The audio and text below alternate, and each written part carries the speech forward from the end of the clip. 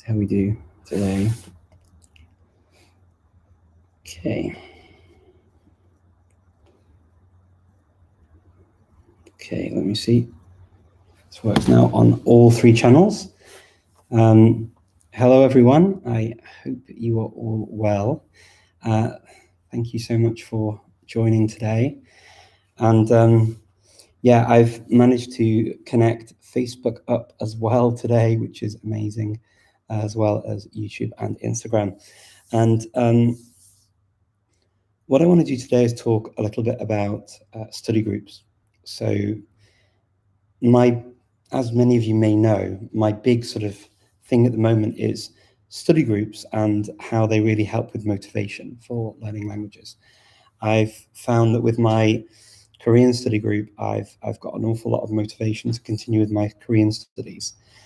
And we had a full day of talks yesterday with the International Day of Multilingualism.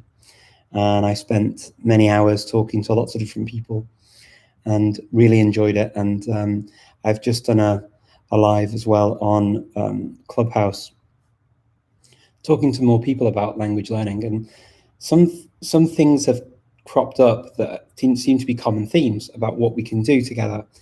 And it's great talking about languages, it's great talking about learning, but the actual learning itself is kind of where things maybe aren't being connected quite as well. And this is where I think what we've been doing on Clubhouse, particularly on Clubhouse, is really, really good. It's more than sort of the challenges that we had. We had like language learning challenges in the past, where you encourage each other, but you're not necessarily on the same journey.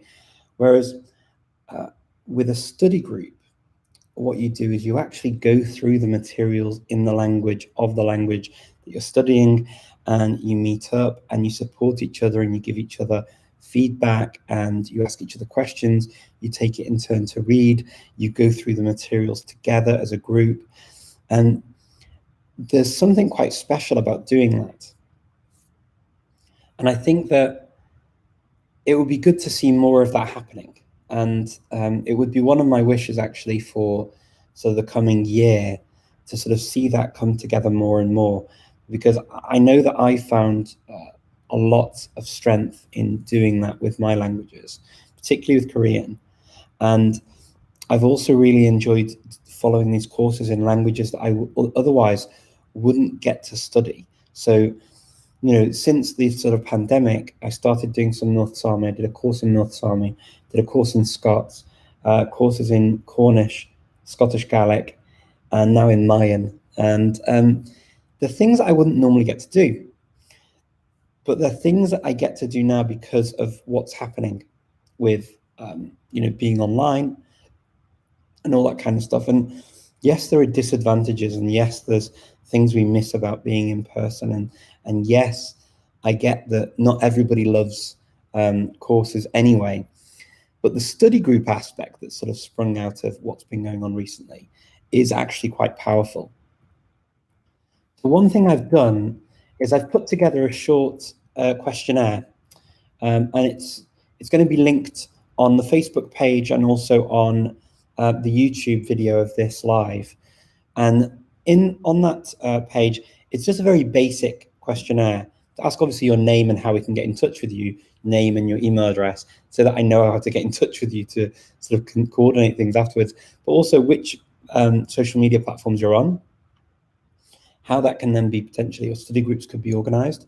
And what I'd like to see is if we could organize something actually concrete, not just talk about languages, which are great. I love talking about languages, but I actually really, really like the practice of studying the languages and using them. And I'd love to do something that's more, I guess, more tangible for you all.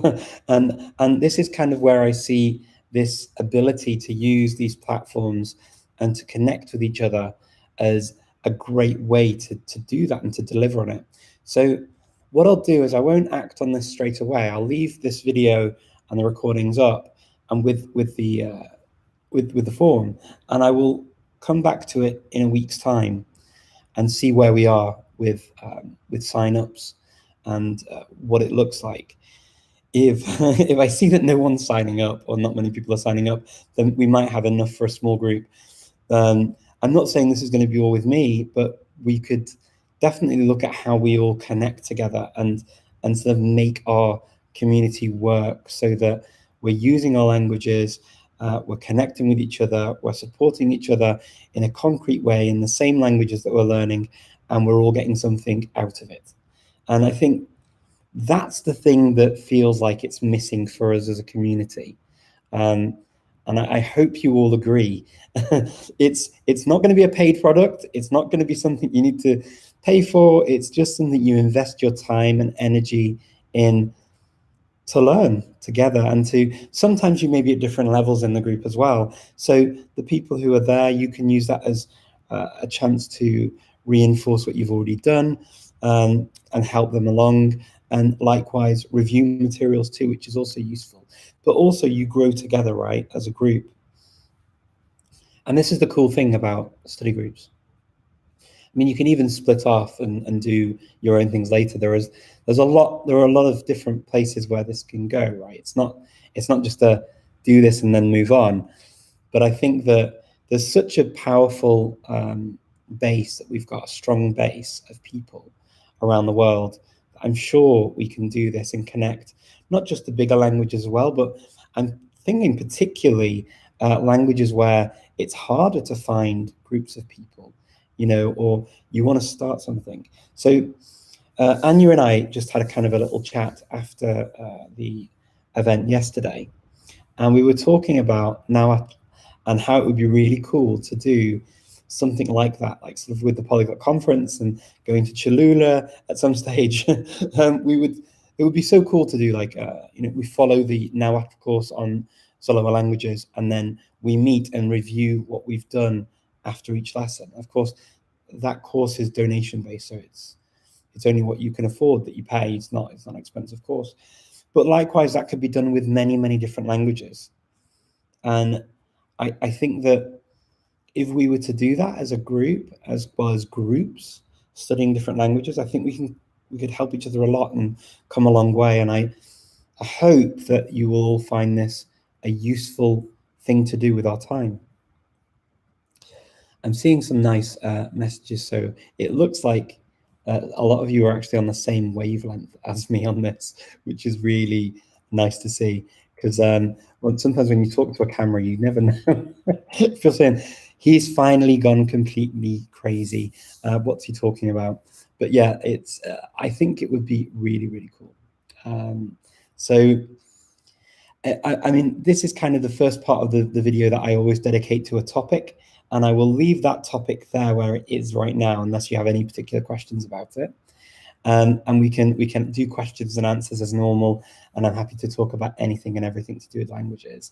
I hope that you'll enjoy it. So if you look in the, as I say, in the description on the YouTube page, on the YouTube video, and on the Facebook page, it should appear in the description for the live as well. I can't put it in Instagram yet, but I can also link to it from my link tree, hopefully too, and or at least you can find my YouTube video through the link tree that I've got on Instagram. It's in my bio, and you can get to it very easily and find it. I hope that many of you will sign up, and I hope that we'll have a nice group of us that we can get together and start reaching out. The more we share these kinds of things, the more people will get involved. So do please feel free to share the link as well with other people. And as I say, it's purely to find out who's interested in which languages and how we can group together and how we can connect. And then what I'll do is when I see all of the results, I'll start to compile some sort of ideas of I'll sort the languages out, people who are interested in certain languages or want to teach certain languages. And then I'll start sending out emails so we can really hone in on what we want to do together as groups. Just my little way of hopefully giving back something to the community instead of just answering questions, to give something that carries on and helps you build meaningful relationships with other people in the community who want to learn languages too.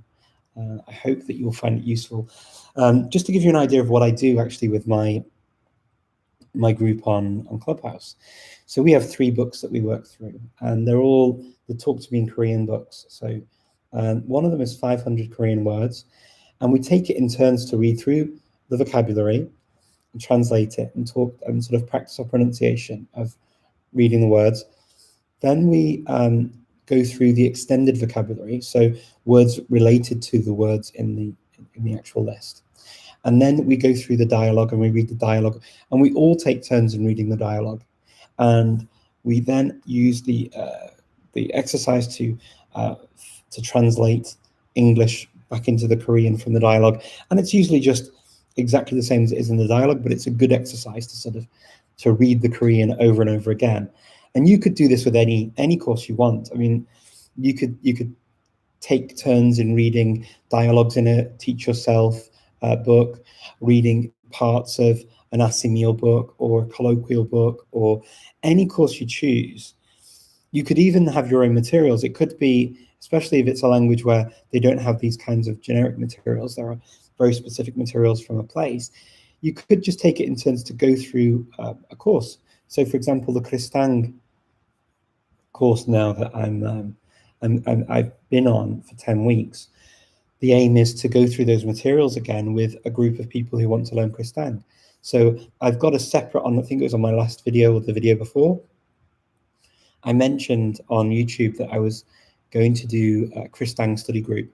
And again, if you want to go back to that video, it's in the description, there's a link, and you can sign up to join the Kristang study group. And we're going to launch that as well. So we're doing that because Kristang is a small language that's spoken by maybe 100 people or so. When I say small, I mean small in number of speakers, not that it's any less valuable. Of course, it's as valuable as any other language. And it's spoken in Singapore and Malaysia, and I think it's around 100 speakers, and it's kind of a creolized language from Portuguese and Malay mostly, but there are also elements of other languages too in there. And we've actually used Telegram and Zoom for those groups. So our course was on Zoom with a Telegram element. So there could be a combination that we do with these study groups, whether it's on Clubhouse, whether it's on Discord, on Telegram. You may even agree to be on WhatsApp. It could be a number of ways we can do this. But I think there's a good way of being able to do it. You could even use Google Meet, I guess, as well. That could work, which I think everyone can sort of get access to, and have Google Pages or whatever. There are many, many ways we can share things. So Google Docs is probably going to be a good way to have the documents, have a template of the days and the hours we're going to meet, and then the things we're going to cover during the lesson, and then just during the study group. And then there could be then a Google Meet or Hangout that we use for that purpose as well, to meet and to talk and to practice language for, say, an hour or so whenever we do it. And I just find, with my personal experience with Korean, I was at a stage where, quite honestly, I possibly would have given up. And if it were not for the study group, and it got to the point where, for me, I love the study group, I love doing the Korean in it, but more than the Korean, I actually really like meeting the people, because I like the people in the group now. And it's I mean, we're not a social group. We're talking about Korean, and we're going through the work, right? We're not sitting there chatting in English, getting to know each other and talking about what happened on TV. There's elements of like getting to know each other in the in-between parts, right? As part of it, it's a natural process. But the concentration is on learning Korean, but I just really like the people, and I think when you have that desire, you don't have the desire to maybe study one day. You feel, oh, I can't be bothered studying, but you want to be with the people, and you can even say to the group, I've not really done that much, so take it easy. I'll be kind today. People are very nice in the group, and we can just be kind to each other and just acknowledge and say, okay, we'll do what you want to do, what you feel comfortable with. And I think it'd be really, really cool. So I'm seeing some nice comments here about you needing a study group. for Korean, you'd be very, very welcome to join us. If you've got Clubhouse, you're very welcome to join us on the Korean Clubhouse group. We're definitely, there are a number of us that are beginners in the language, and honestly, Nina is really supportive, and she has introduction to Hangul groups as well. I don't go to that group because I already know Hangul, but reach out to me if you're interested, and if you have an iPhone and you want to join Clubhouse, yeah, reach out to me too. And if I know you and I'm happy to sort of, if I've got any invites and we know each other, or at least I know you from online, and I know you're not going to go crazy on Clubhouse, because they say you're supposed to know the people that you invite. So if I do know you, then I'm happy to invite you as well. So let me see. Are there any questions here? I love that I'm getting positive reactions to this. So thank you so much. Thank you for all of the nice comments as well, and welcome to everyone. Thank you for joining. And now we've kind of got past that quarter of an hour of me talking about what I wanted to talk about, because I think it's important to talk about these things, isn't it? To sort of do something that we can really help and do something good. Please do sign up below if you're interested in joining a study group, and let's see what we can organize. Let me have a look and see what we've got. Good afternoon, good morning, good evening to everyone around the world. Netflix has lots of movies available, great for special effects, storylines. Oh, okay. Yeah, I mean, you could even build a study group based on sort of doing that. If you're advanced, for example, a kind of vocabulary, you could even do something like that. Would be quite cool.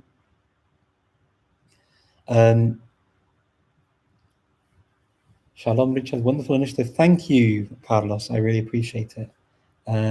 Can people from any level, beginner, intermediate, or advanced, lead the study group? Absolutely. So for Kristang, the study group for Kristang will be people who have been through the very first level of Kristang. So we're by no means fluent speakers of the language, but what we do have is the experience of doing a 10-week course, and we can use the materials we used, and we can transmit the same information to a new group of people who can then join us on the next stages of learning Kristang. For us, we get to practice the Kristang we've learned during the break between the first level and the second level. Kodra Kristang has actually agreed that anybody who does the study group with us and completes the materials will be able to join us on the second level and skip the first level. So there are definite benefits to doing it this way. And in our Korean group, yeah, people have studied for a few years, some of them have been doing it for a few months.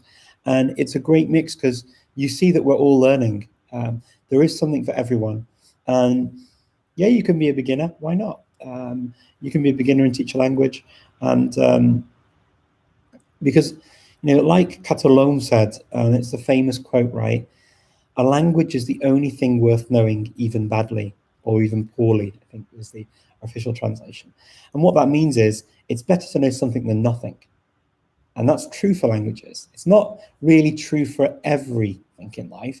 So knowing a little bit about surgery and going into an operating theatre and operating on a person, knowing a little bit's not really that great. Knowing a lot's better.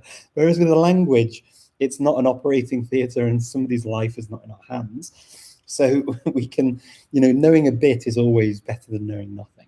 So yes, and I've in fact indicated that you can say on the form what, you know, where you are with your levels as well, so that it's clear what you want to do the study group for and which language. And yeah, I mean, and you can take it in turns as well and sort of pair up some of the languages.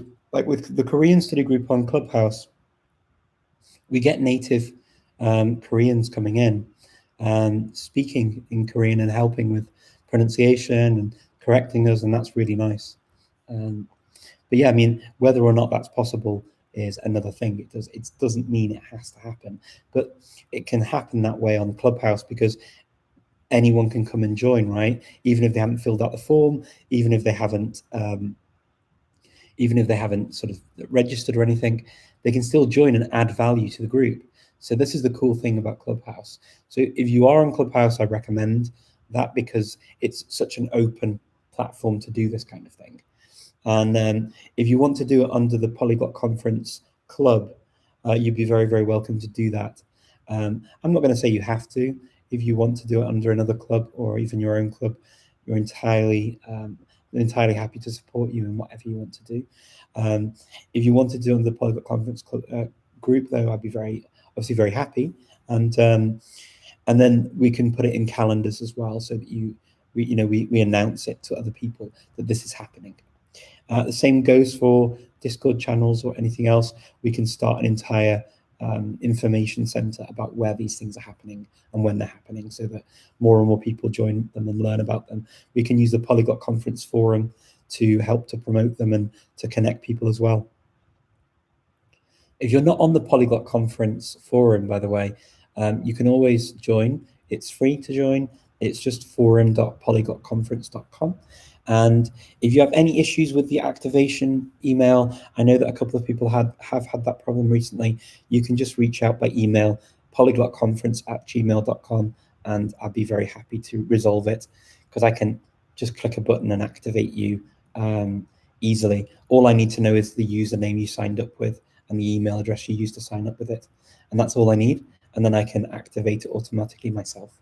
And then you're free to meet and talk to other language enthusiasts around the world, and be part of that lovely forum community. Yeah. Is there a forum on Discord? So there is a Polyglot Conference Discord server as well. It's not very busy at the moment. I only set it up a week or so ago, and I'll be honest, I'm very new to Discord. So I started getting into Discord for the Korean studies, and I sort of joined my Korean studies Discord group. We use Discord in conjunction with Clubhouse. So basically, when we're on Clubhouse, it's voice only. Sometimes you need to write things or to send a message in advance of the lessons or share something, and we do that via Discord. We have Discord open at the same time as when we're studying, which is a really good combination. You can do that in other ways, though. I mean, if for example you have on a video call where you have chat as well, you can maybe avoid that problem entirely just by being able to write in the chat. But yes, we are on Discord. So let me see if there are any other questions here. Will there be a study group for Arabic speakers? Chanel, if you want to set one up, there will be. So this isn't me saying to you, I will organize this, and this. This isn't me saying to you, you have to do this, and this. This is you saying to me, I would like to do this, and I'm looking for this. And then I will try and join you up. And that's basically what I'm trying to do. I'm trying to use this platform to do something meaningful for you. Instead of us all sort of saying, I want to do this, I want to do that. It feels like we're kind of, it's like herding cats sometimes, trying to chase cats around, and the cats are running everywhere. And sometimes as a language learning community, we are a bit like that.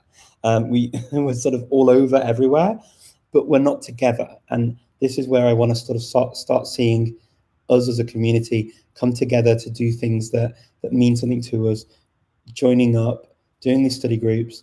As I say, we've had language challenges before, but it's not always, we're not always studying the same languages. It's not always meeting to study. It's just reporting on what we've done on our own again. And that's not always the thing that we need. The thing that we crave, and I think the thing that drives us forward, is studying together and meeting and the sort of modern day version of breaking bread together, getting together, doing something together, knowing that we're moving forward together, and giving each other that motivation and that boost to continue with our learning. And I hope that is what I'm offering you right now.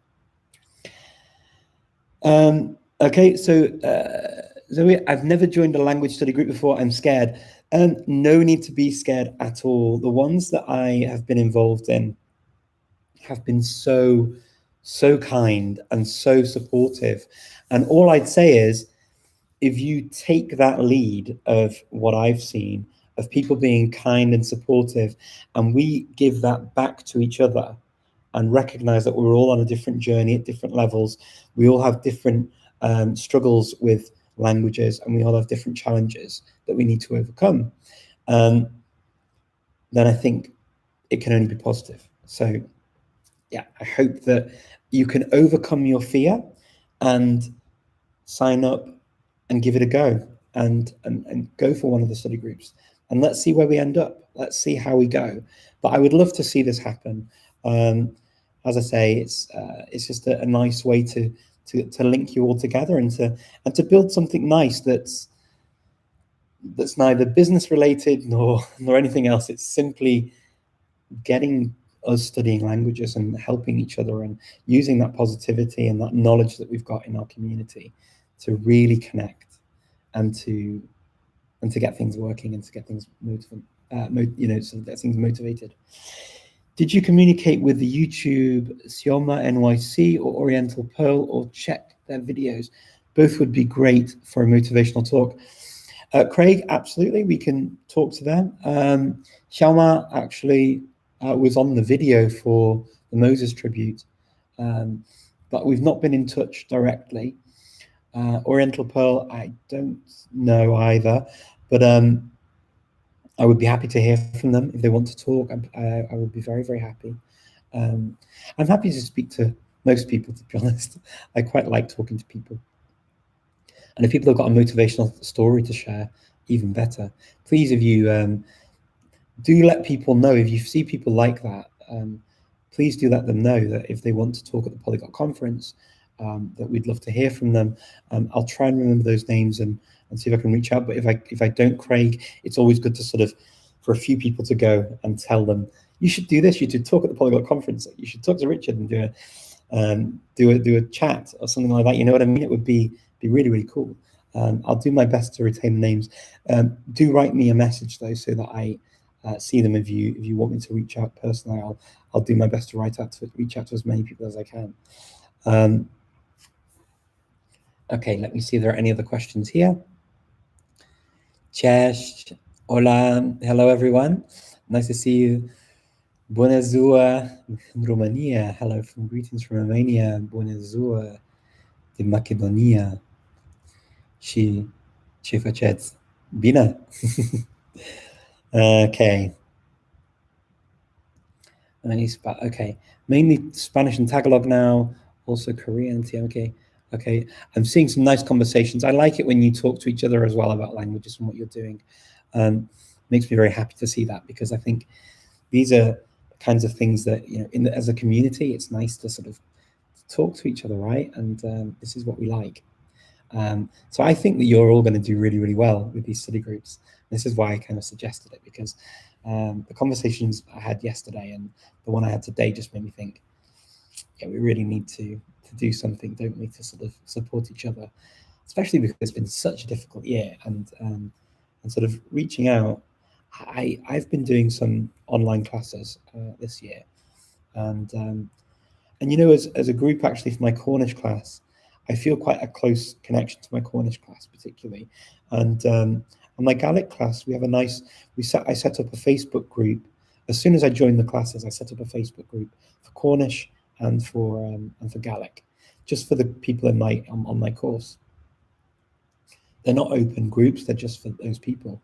And what was nice was that in between classes, or before classes, or during classes, we could share any questions or concerns or thoughts or anything we had, or any materials we had, with each other. And there's something to be said about that kind of community. And even though that's not strictly a study group, it's a class, we have that sort of written thing where we can go and communicate and sort of have that group, and then we're together, and it feels like it's brought us closer together. I have a Greek class as well that I go to, and so it's a more advanced level, because I already speak Greek enough to communicate. And the Greek course that we do, one of the other people on the course organises a Zoom après Greek, and we'll go in just for half an hour, and we'll chat and have a coffee together and just talk and get to know each other as well. And these kinds of activities, making it social, I think just makes a big difference with with the language learning process. And it really does, it invests you emotionally into the people, into the group, and also by extension into the language, because you've got that in common. You're there for the language, but you also are there for the people in the end, and they become your friends. We're human, right? We do crave these connections with other people, and I think that's why we form communities and we form groups. And when we go to, people always ask me, why do I go to courses and why do I do these things instead of just like sitting at home studying? And a lot of it is to do with the fact that I just love the human connection. I really like meeting people and talking to people, and I learn a lot from my fellow students as well. It's not just the teacher standing at the front of the room teaching. It's actually the connections I have from the people. And I studied Turkish many years ago in Skopje, and still in touch with some people from that group. And in fact, it just helped. It helped me integrate a little bit as well into Skopje a bit better, and also understand different people from different places. And there's a lot to be said, I think, about joining these kinds of groups and having a class and having people who learn with you. I really like it. So yes, this is kind of all of my inspiration coming together in this idea of fill out this form in the description, and let's see what we can do together. I think there's a lot we can do. I feel very positive about the sort of the goodwill and the ability of the language learning community. I think that there's a lot of strength in it, and I think that the more we do together, the better things we'll see come out of it too. So yeah, please do join in and join me. I'd be very, very happy to hopefully see some of you in some of my own study groups as well. I would love that. Okay, I see some questions here. Ayla Nawat from El Salvador. I have a better grasp of the language, but still struggle understanding without translating it in my head. What methods are there? Actually, this would be a really good thing for a group, right? If you want to start speaking it and using, so you start using a group where you need to say certain things and going through role playing, actually practicing speaking and getting away from just it being a language that you study and it's just written, or just sort of a theoretical thing like an old Latin style way of learning. And the way to do that, I think, is to reach out to people who also use it. I know that I think it was Gary Ordonez, I think it was, who spoke at the Polyglot Conference in Global last year, and he talked about Nahuatl actually, but I think it was the Honduran version. No, El Salvadorian, and then also I think Honduran, was it not Honduran Lenca? It was a Lenca, but I'm not sure which one now. But there are groups for some of these languages, and I think for El Salvador there is a Nahuatl group actually already on Facebook. So Jaime, you could possibly join that, where they do get together, I think, and speak and use the language, and they definitely communicate in it. Have a search and see. If you can't find it, let me know, and I'll see if I can find the group for you so that you can connect. Let me see. Kind of feeling like kind of lonely in the learning process journey, since being a polyglot is not a common thing among people. Yeah, it can be like that. I mean, the cool thing about these groups as well is you meet different people learning different numbers of languages and doing different things.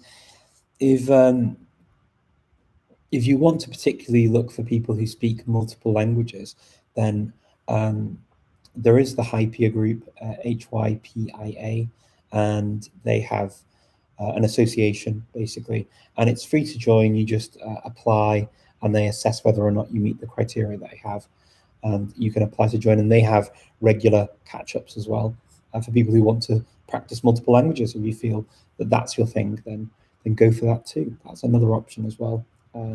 So maybe you might want to do that. So here it says, sorry, can you tell me again how to join the forum? Yeah, of course. So the forum is the Polyglot Conference forum. So Polyglot Conference, okay? So you go to forum.polyglotconference.com and then you can sign up.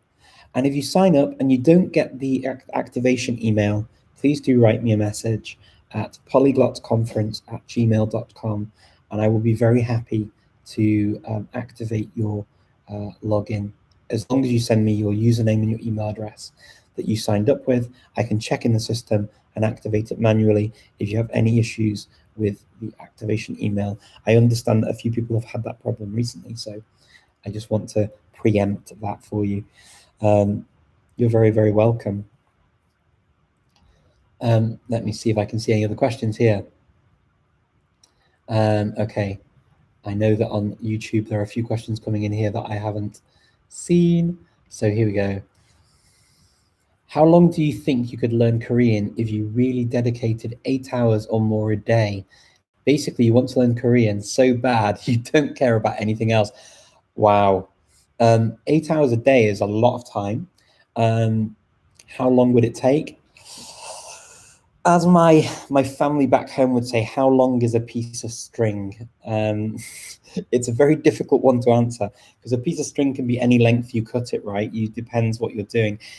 If you're doing 8 hours a day of study, it depends how quickly the words and what you're studying. It depends how quickly the words stay in your brain and you can then use them actively. It depends the quality of your study. It depends on what you're doing when you're not studying. So it's not an easy question to answer.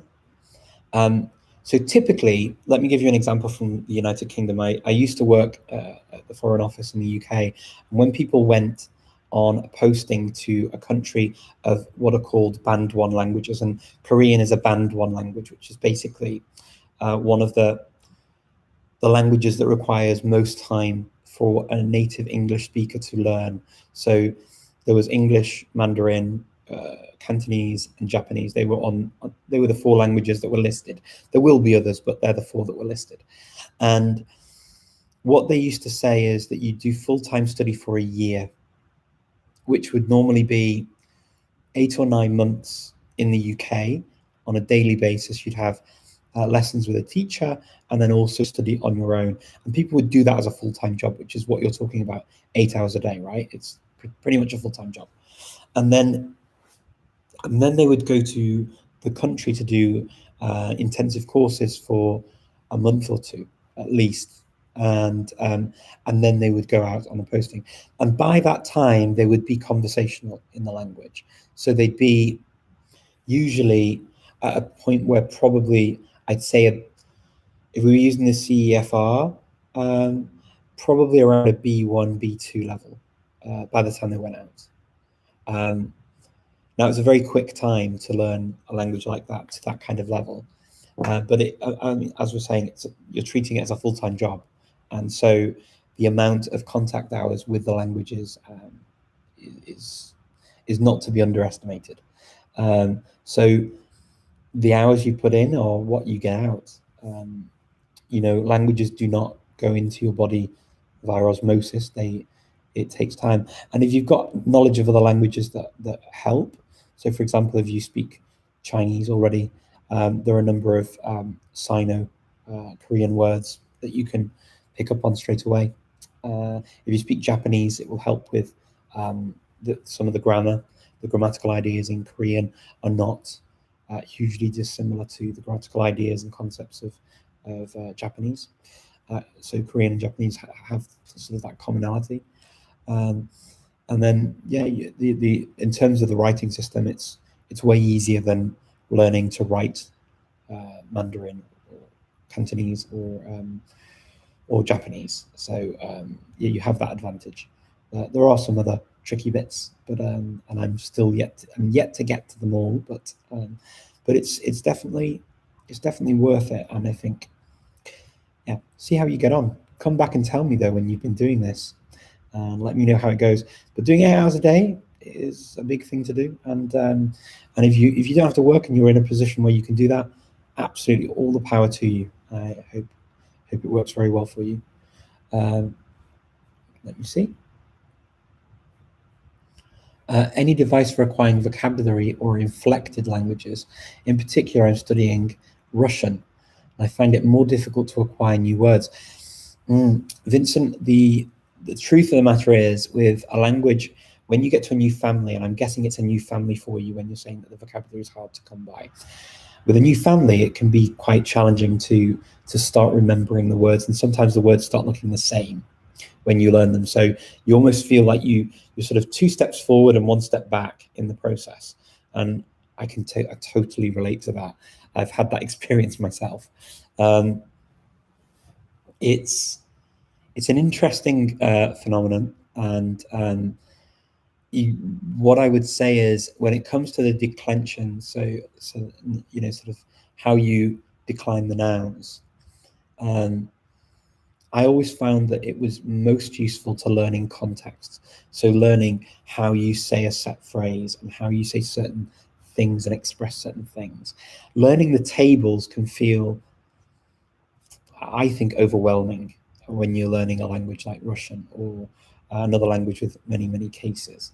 And so I never advise people to learn parrot fashion, all of the noun declensions. I always say it's way better to learn in context and then feel confident that you're saying things exactly right. So be very active in your reading and listening when you hear people use the nouns in a different way. So machina instead of machinu, machinoi, or whatever else, or machinely, the different nouns, the versions of these word for car that I've just given now, how you hear them differently. It's good to sort of take stock and note of, okay, if I want to say by car, it's this one. If I want to say it's from the car, it's this one. If I want to say it's in the car or going in the car, it's this one. If it's inside the car right now, it's this one. And you really pay attention to how it changes in that way. It will help you to memorize them without having to memorize them, if that makes sense. I find that quite useful. If you are a person that loves declension tables or conjugation tables, if it comes to verbs, great, you can definitely do that, and it will help you to sort of figure it out in the beginning until it becomes automatic. But eventually, this all has to become automatic. Otherwise, you're basically sitting there for ages during a conversation trying to think of how on earth do I say that, and stumbling over your words and focusing so much on tables that, in a real life conversation, you can't sit there sort of looking into space, imagining a table of how it changes and then going through them all until you get to the right one. So eventually it does become automatic. And that's why I say focus on phrases, and that set phrase goes with that. And hopefully that will help. Okay. Do apps such as Babbel actually work? What's the best way to start and learn the fundamentals of a language? I would like to speak French within 2 years. Okay. I'm hoping to hit B2 French within a year just for fun. How many languages could you in B2 if you sit the exams tomorrow? Oh, could I do in B2? I have no idea. Good question. So in terms of doing that okay. So apps. If you like apps and you use apps and you're a gamification nerd, or gamification enthusiast, should I say, then potentially yes, they work. If you're not, no. Because if you don't like the gamification aspect of learning in an app, it's going to annoy you. So for me personally, some apps I will use with other learning approaches. Other ones drive me insane with these messages of, you've lost your streak. You're going to have to repair it. So pay 15 coins. I don't even care about the coins or the tokens, or have no interest whatsoever in repairing a streak. In fact, I will deliberately break a streak to make an owl cry. So that kind of thing for me is just not a factor in my learning at all. But yes, it can work for people. I've been using an application recently. I was asked to test an application for Speakly, and actually, you know what? I found it really quite good. So Speakly has interesting languages on it. It's got. I'm using it for Estonian, and I know, I'm already studying like a gazillion languages. Why am I doing Estonian? But I wanted to try it out and see how it works, because I'm always curious how a new application works. And it actually uses really good sentences you would actually use. Nothing about owls or people sort of going out with their mum, dad, and a bear from the woods for a picnic on the edge of a cliff, or anything strange like that. It's normal conversation, normal stuff that you would use, and they base it off sort of the most normal vocabulary that you would see and hear in Estonian. And they also do Finnish and Russian and French and Spanish and German.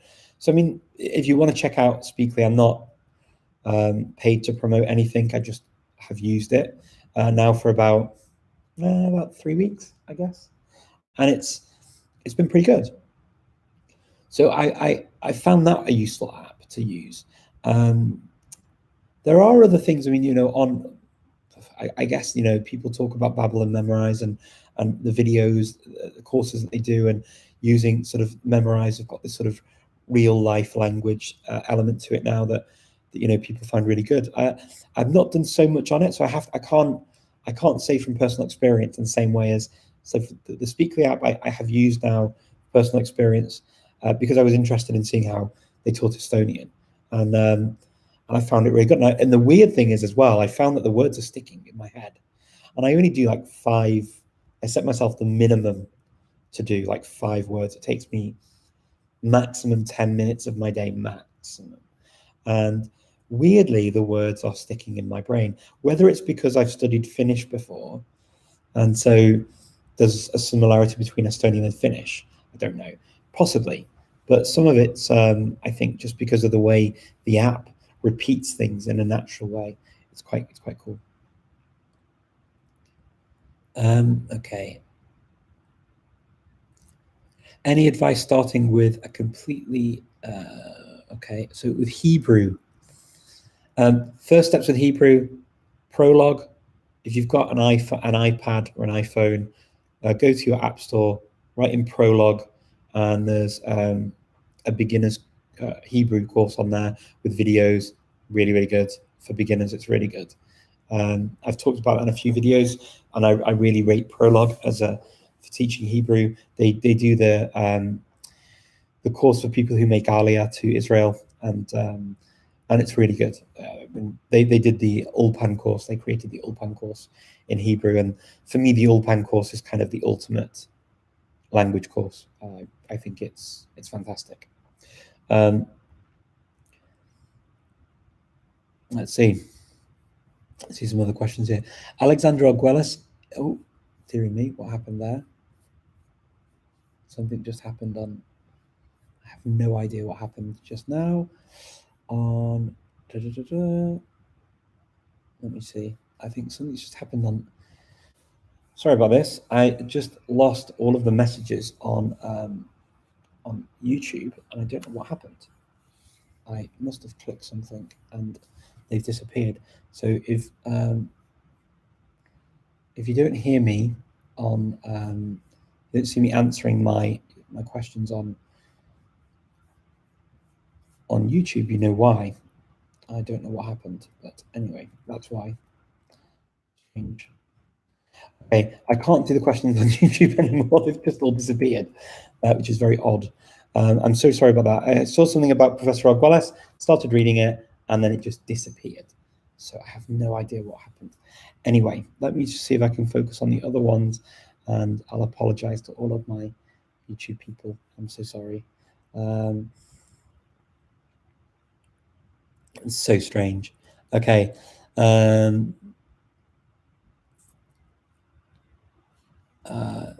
Brüksel'den selamlar. Selamlar. Nasılsın? Okay, let me see if I can figure this out. Nope.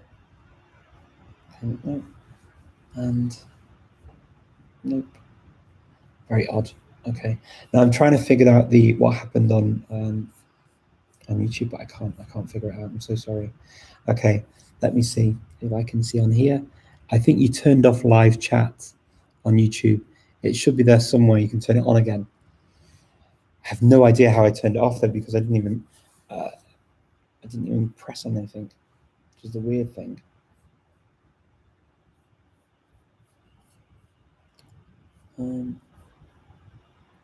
Nope, it's not. It's actually not allowing me to do anything. It's very, very odd. I'm so sorry, YouTube. It will hopefully go back to normal next time. I'll see if there's a way I can get it back. I will definitely do my best and answer questions about it. I'm trying, actually. Here we go. So if I see my screen, YouTube subtitles are off, word subtitles. Okay, no, it's not letting me do anything here, unfortunately.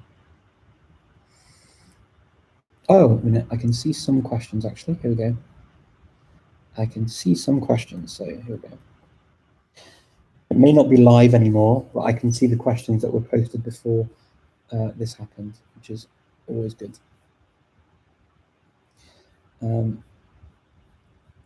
Do excuse me for my technical issues here. Okay.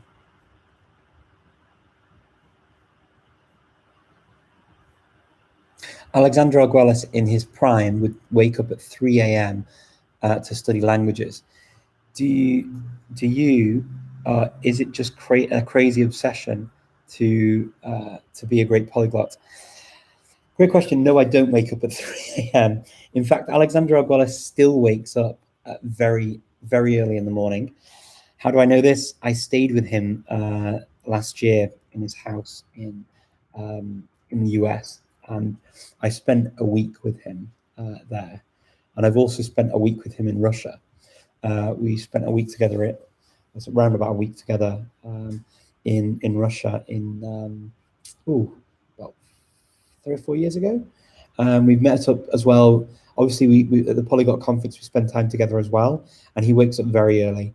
So in Reykjavik, in Fukuoka, he came to Fukuoka in 2019, and I saw him last year as well.